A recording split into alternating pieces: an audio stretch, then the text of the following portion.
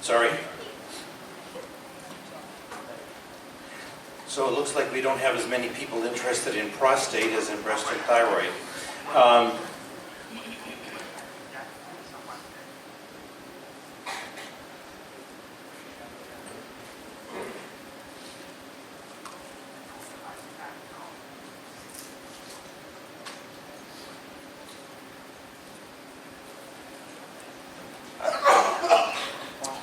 So prostate cancer is the most commonly diagnosed malignancy in men, excluding skin cancer.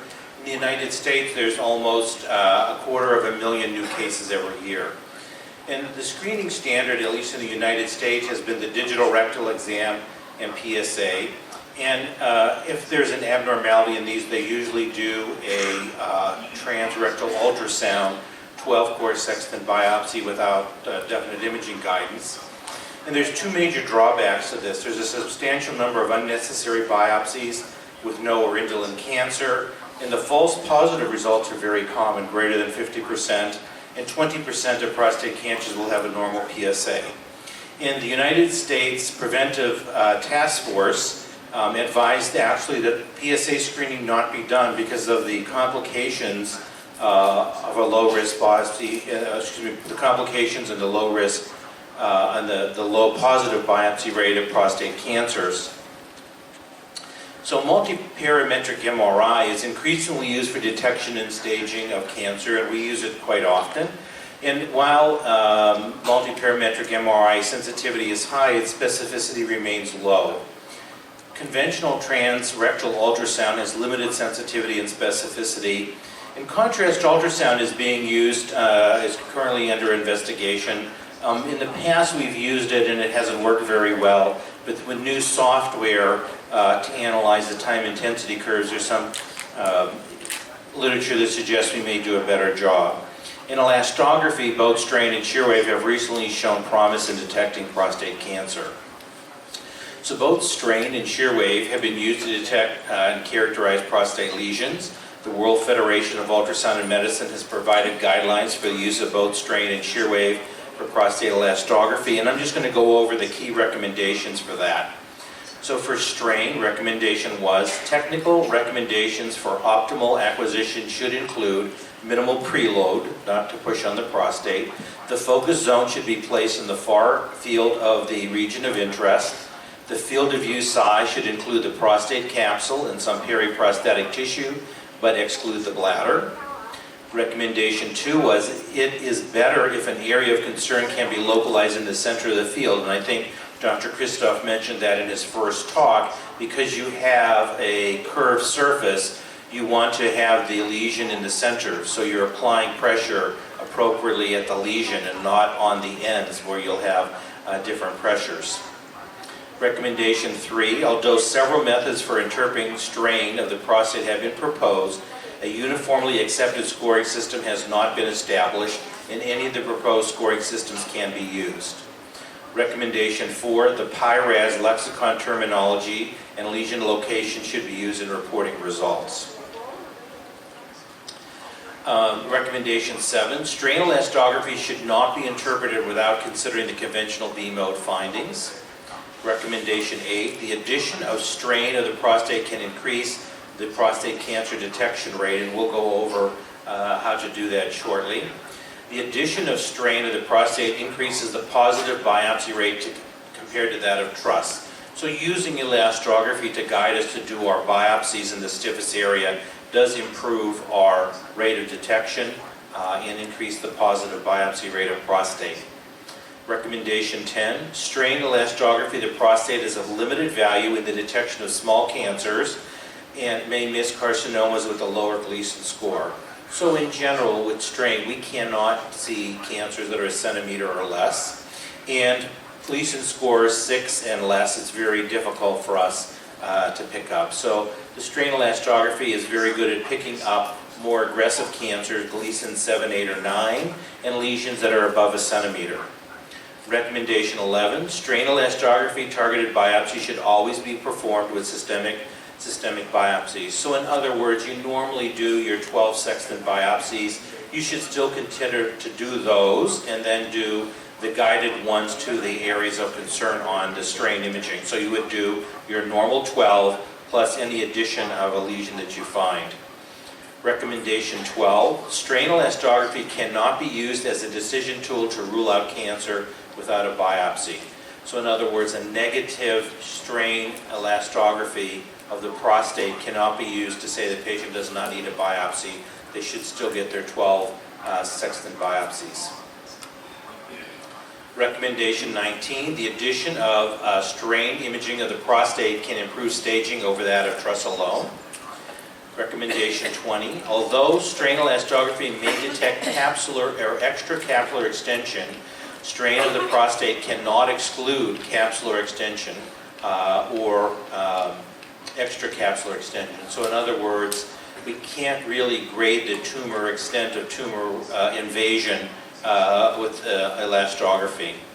The addition of shear wave of the prostate can improve lesion localization for image-guided prostate biopsy. And I think that's what we use.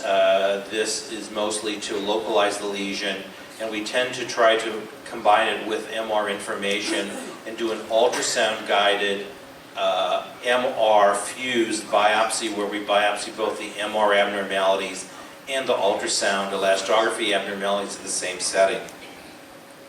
There are a couple methods of evaluating these. Dr. Zhu from China has a 5-scale score. Score of 1 is a normal appearance. A homogeneous strain, the entire gland is evenly shaded in green, so green is soft. Score 2, probably benign. Symmetric heterogeneous strain, the gland is a symmetrical mosaic pattern of green and blue. 3, indeterminate. Focal asymmetric lesions without strain, not related to hypoechogenistic lesions. The focal asymmetry lesion is blue. A score of 4, probable carcinoma, strain at the periphery of a hypoechoic lesion with sparing of the center of the lesion. The peripheral part of the lesion is green and the central part is blue.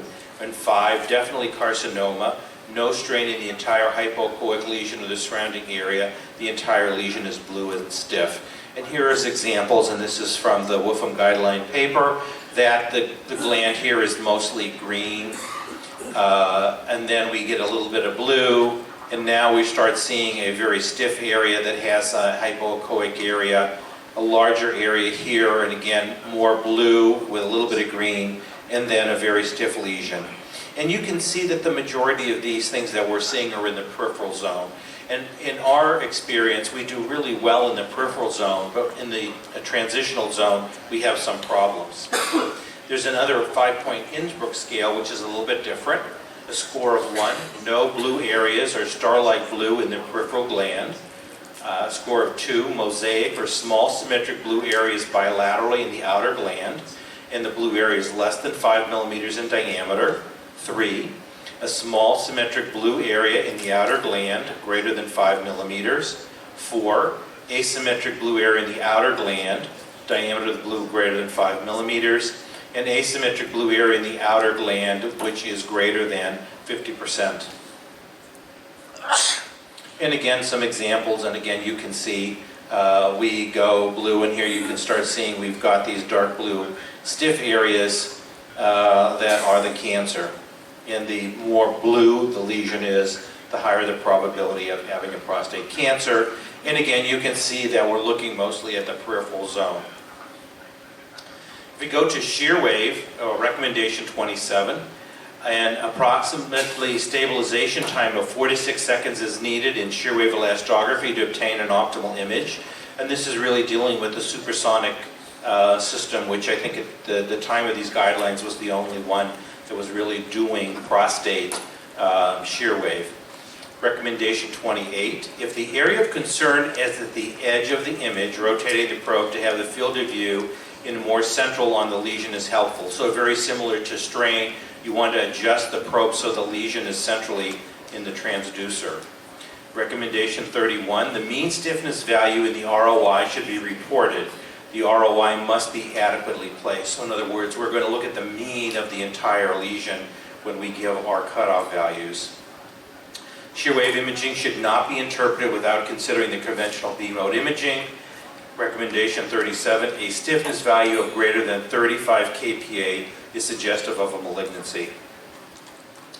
Recommendation 38, limited studies suggest that the stiffness value of a lesion correlates with the Gleason score. And I'll show you a study that we did in conjunction with Michel Corius from Paris that it looks like we can use the stiffness value to correlate with the Gleason score. Recommendation 40, the addition of shear wave elastography to the prostate can increase the detection rate of prostate cancer.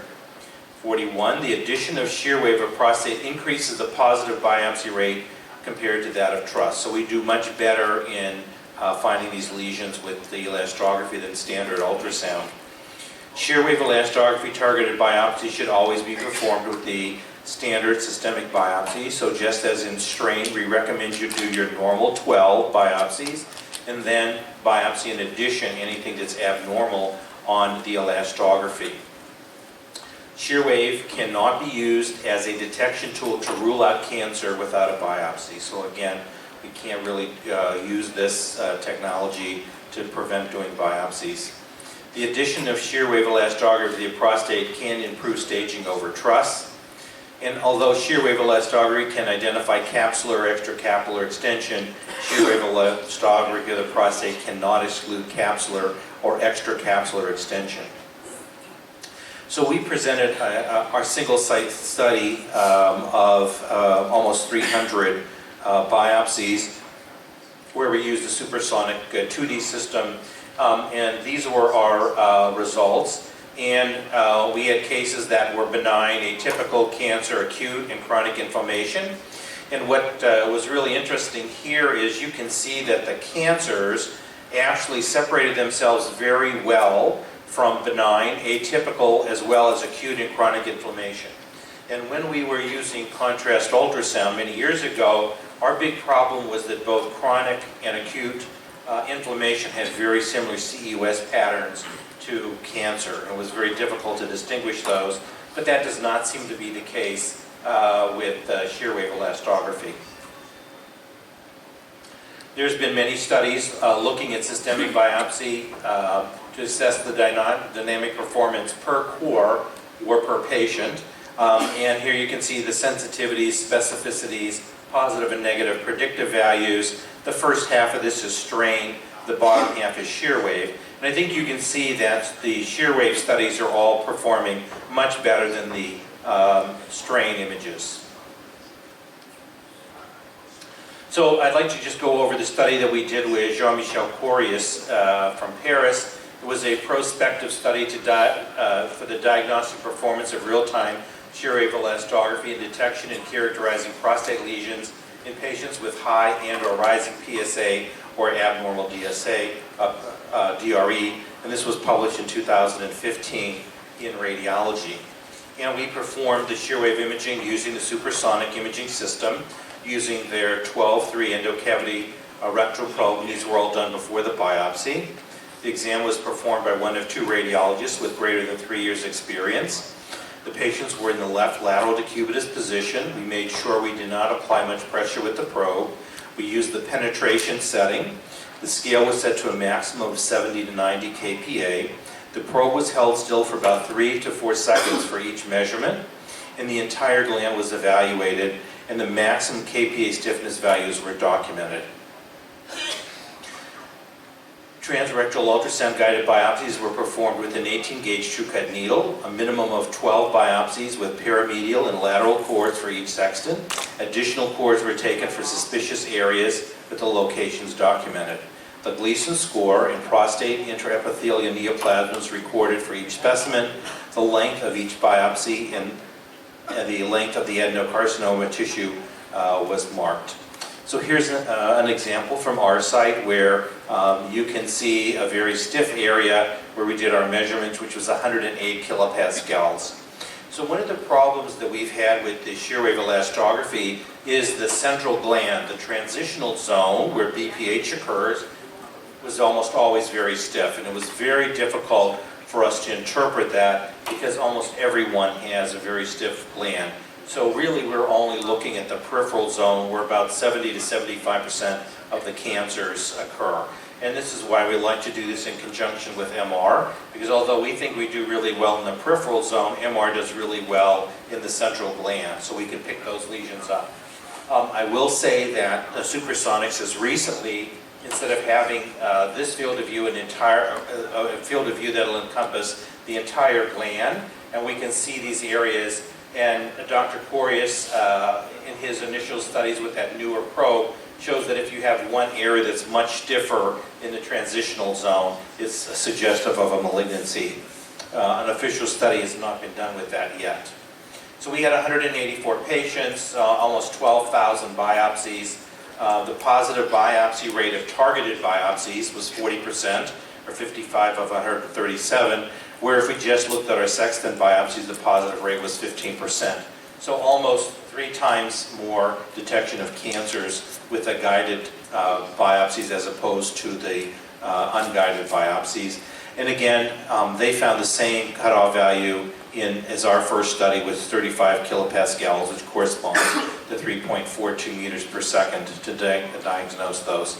This is the ROC curve, sensitivity of about 80%, specificity of 92%, positive predictive value of 62%, and a very high negative predictive value of 96%. These are the box plots, and again, a relatively good separation between benign and malignant lesions. We also did the ratio of the lesion to the background tissue and saw similar results. And again, if we look at the sensitivity, specificity, and positive and negative predictive values, you can see that with the elastography and B mode imaging, we had a much higher sensitivity. If we used the strain ratio, we even did a little bit better. However, when we used the strain ratio, our specificity decreased. So the area under the curve, where we had the best results, was just using elastography alone with a cutoff value of 35 kPa. Another interesting thing we found, if we plotted benign versus Gleason 6, Gleason 7, Gleason 8, and Gleason 9, you can see that there's a trend for higher stiffness values as the Gleason score increases, particularly at Gleason 9. And we did have, comparing Gleason 6 and 7 to 8 and 9, was statistically significant, as well as 6, 7, 8, and 9. So again, in the future, as we look at this technique, we may be able to decide which patients are most appropriate for aggressive treatment and others that may be with just watching. Some additional examples, and again, we're really looking only at the peripheral zone, and here you can see a benign case, KP values of 13 and 18, and here another positive case where the majority of this outer gland here is soft, but we've got a nodule that has a KPa of 54, and this is showing you doing the strain ratio where we've measured the lesion is 54 and the background gland is 18, gives us a strain ratio of 3. Another thing that we found was we do much better than evaluating hypoechoic lesions. So this is an example where we have a hypoechoic lesion, which we would consider biopsying based on the grayscale, but it turns out on elastography this was a soft lesion and it was benign, but there was a lesion here that we don't see at all on B mode that actually turned out to be a Gleason 7 score. This was a gentleman that, it was an elderly black man who's had multiple prostate biopsies because his PSA keeps going up, and his elastography was completely benign. So he's had so many biopsies, we just look at him now, and if he continues to have a very soft gland, we don't think, even though his PSA is going up, it's probably because of inflammation and not because of cancer, and try to prevent him. The guidelines do not recommend us not doing a biopsy based on elastography, but I think in certain situations this may be very helpful. If we can improve our results a little bit better, we may not have to do the sextant biopsy, but right now we really need to continue to do that. So to conclude, strain and shear wave elastography have been shown to improve detection and characterization of prostate lesions. However, a sextant biopsy is still required. Prostate cancer stiffness increases with Gleason score and therefore are strongly linked with prostate cancer aggressiveness, especially for elevated Gleason scores of greater than 7. So in the US now, if we have a Gleason score of 6, the patients are just watched and the PSA is monitored and don't undergo any treatment, but PSAs of 7 or greater are more aggressively treated. If systemic biopsies were performed only in the stiff areas detected on shear wave elastography, the biopsy rate would have increased from 15% to 48%, so significant increase in the detection of prostate cancers. And again, we've not done a study with including MR yet, but I think a lot of the cancers that we're missing with the elastography are those in the central gland that we're not doing very well, which MR picks up very well. So the combination of using MR and ultrasound and have MR ultrasound guided fusion is, I think, going to be very helpful.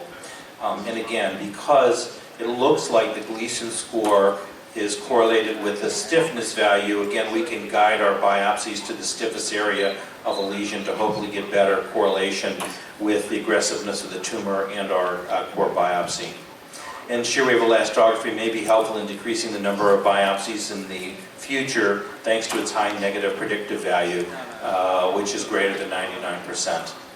Again, we don't recommend that, but we think that with additional studies, that could be very useful. Thank you.